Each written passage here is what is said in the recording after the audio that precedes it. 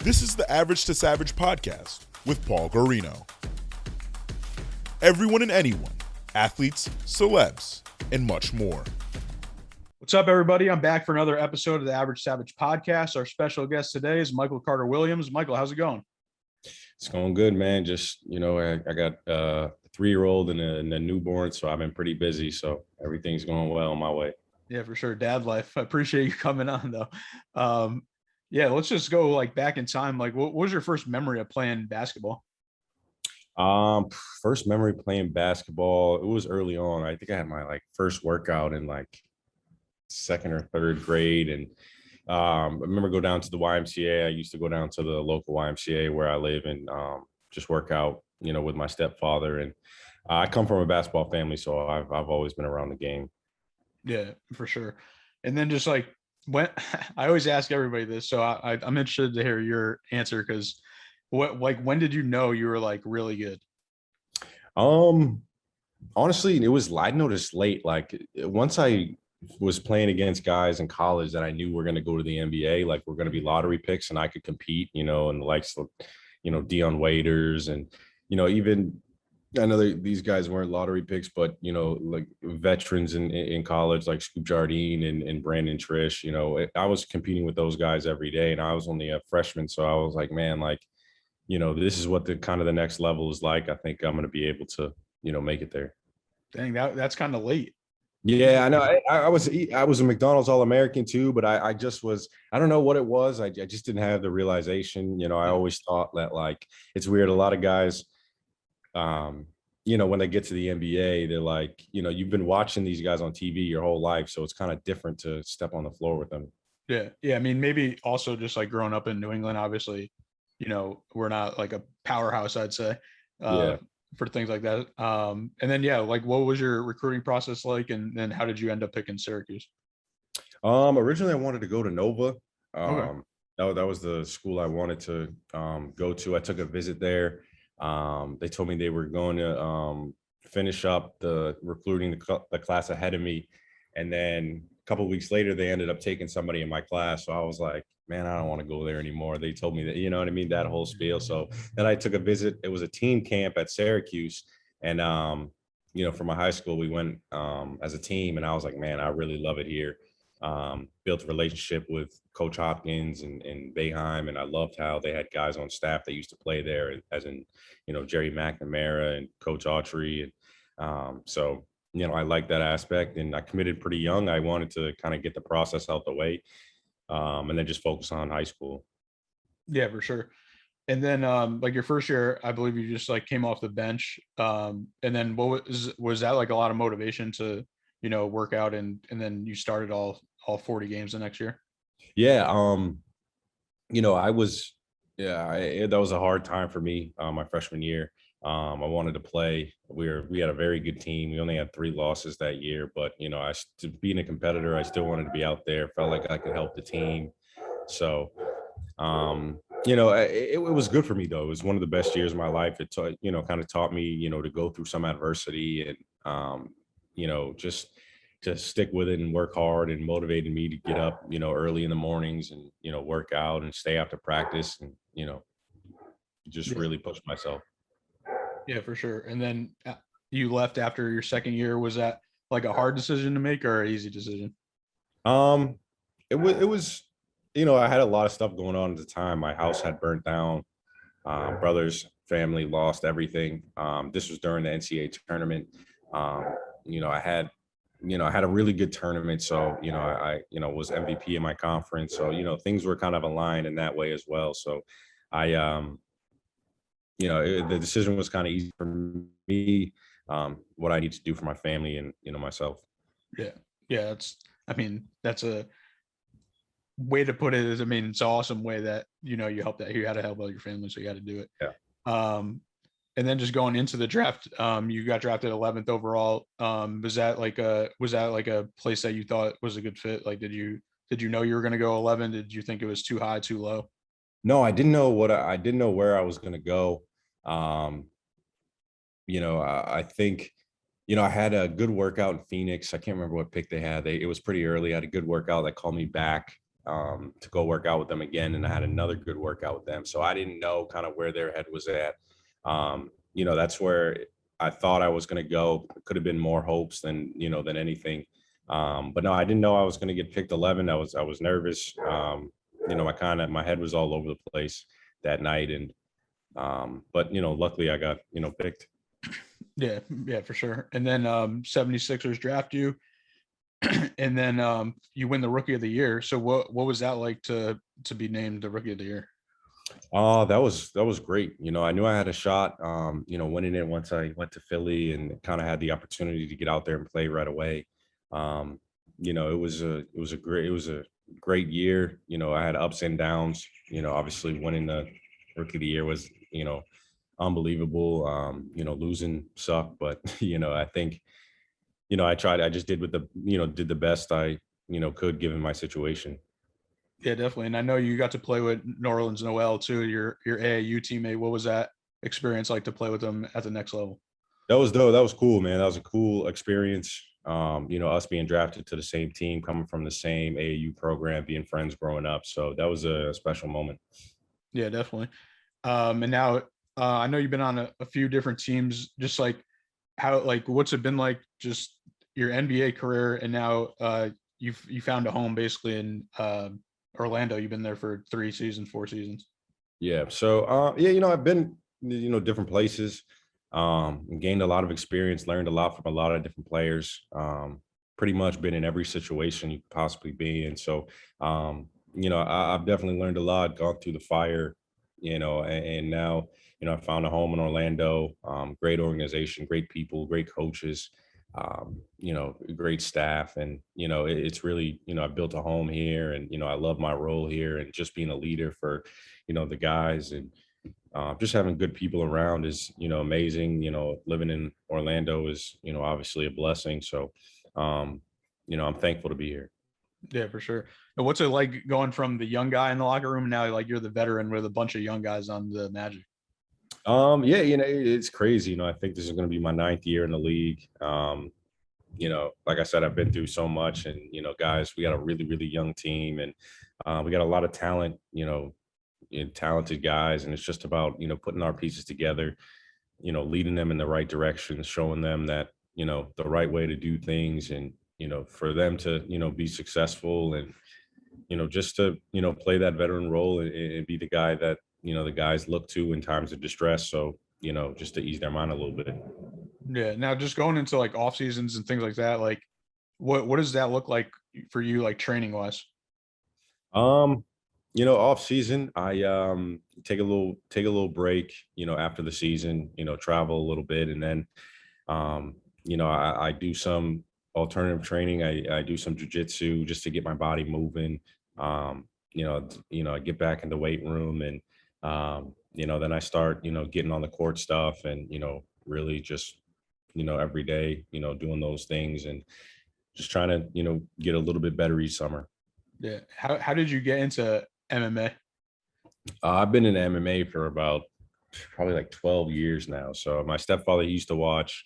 I started with him. I just grew to love it, love following fighters from the start of their careers to the end. I'm just a huge fan of it. Don't miss an event on the weekends. I'm watching every fight, and, getting in the mix with it, any way I can. Are you a boxing fan too? Yeah, I'm a boxing fan as well. I like to watch boxing as well. I would say right now I probably like MMA more than boxing, just because I think the setup is a little bit better. You kind of have to wait forever for the best boxer to fight the best boxer. Yeah. I think in UFC you get all those, interesting fights, and, there's a ranking system. So the best fight the best. So I just enjoy that aspect. Yeah, I think the thing, like you said, kind of boxing is missing. Obviously, like they're promoters and things like that, but I think they're kind of missing like a league sort of structure. Yeah, exactly. But that's how the boxers are making more than the MMA fight. So it's like, it's a give and take. Yeah, well, I was gonna say, like, what do you think about this? I've been just calling it like this celebrity boxing, like Jake Paul and things like that. Yeah.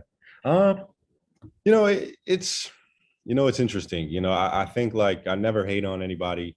Yeah. Trying to make money, trying to make something out of ourselves. Who are we to tell Jake that he can't go out there and try to fight for his dreams, no pun intended. So, I mean, I think that, I'm cool with it. I watch, I enjoy it. I can't sit here and say, I'm not cool with it. And I go out and watch, it's entertaining. It's fun. I just don't like when it starts to get, like the Evander Holyfield's coming back when they're, a little bit older. And, I know they're making money, so it's probably good for their families, but, health is always first. So. Yeah, definitely. Yeah, that was just not cool to see. No, that wasn't.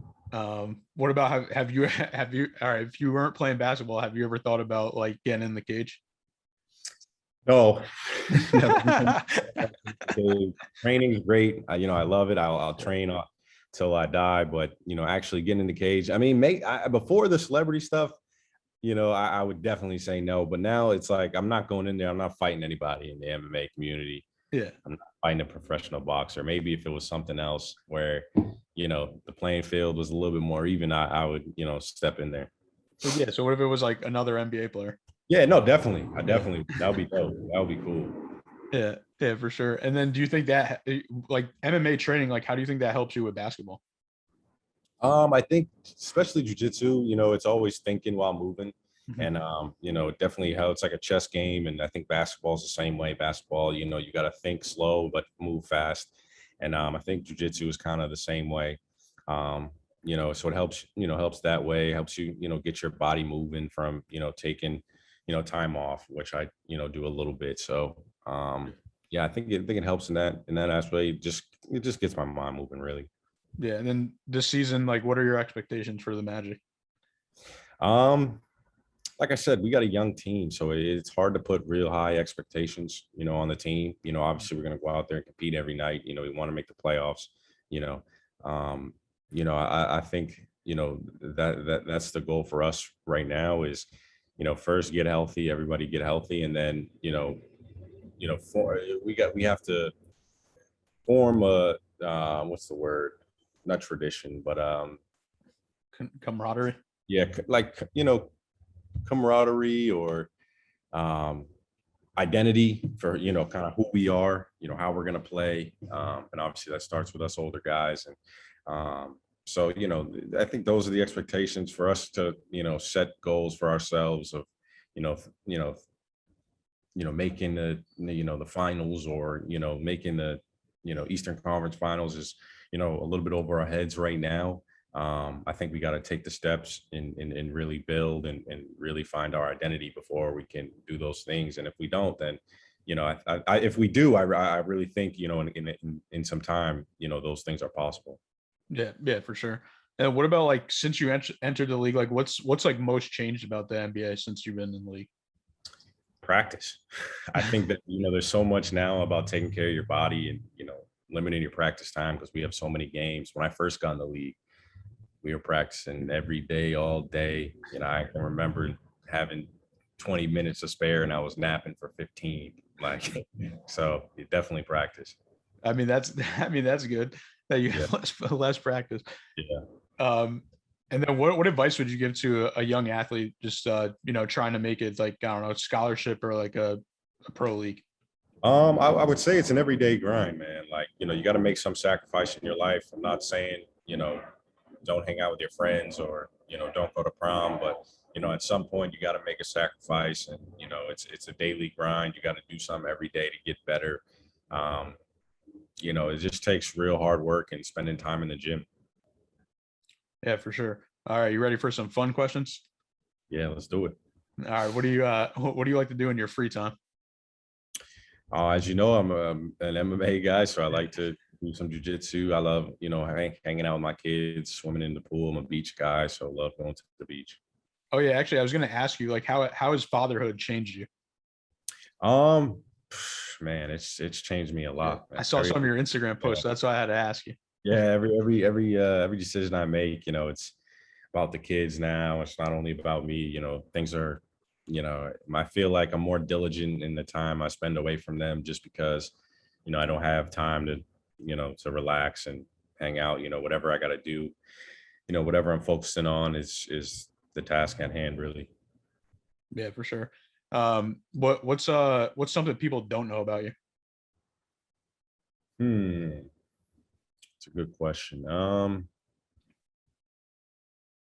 I don't know how people perceive me. I don't really know. I love joking around. I'm a big fan of never letting the old man creep in. Like I'm always joking. I'm always, you know, I can hang out with, pretty much whoever and get along with. I don't know. Yeah, for sure. Oh yeah, I know you're into crypto a lot too, and you have your own NFT company. So tell me about that.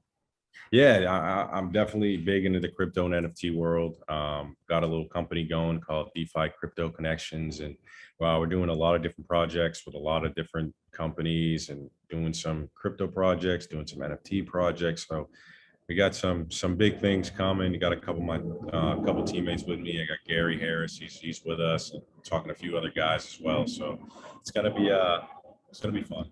Yeah, you made some of your own, right? I haven't. So I'm in the process. We're in the process of making Okay. our own, having our own NFT driver. Yeah, it's dope. I actually made a couple I don't even know, a couple months ago, just because like everyone was doing it, and then I was just, so basically I got like hats made and into NFT. So it was interesting. And then I saw also, I know you have your AAU team. So where's that at, and tell me about that. Yeah, so it's called the MCW Stars. My mother and I run it. We got about 20 teams total, about 15 girls and 5 or 6 boys teams. And we were out in New England. It's grown so much. We compete at all the best tournaments in the US, and we do well. We've beaten some really, really good programs, and it's been great to see the girls go off to college. And my mom does a great job in helping out. A lot of kids get into college. It's a different process. When you're a Division II, Division III player, even low Division I, sometimes it's a different process of, getting to college, and what you need to do and how to, send film tape in. It's a lot different than than the boys. So she's done a great job with that, and yeah, it's been great. It's definitely been successful. Yeah, I mean that's one thing I think that's cool that you're doing, that you're doing girls and boys. Like what do you like to watch, like WNBA? I don't watch a ton of WNBA, to be honest. I catch some games here and there. I'm a big supporter of the WNBA. That's a huge reason as to why I have the girls program. Mhm.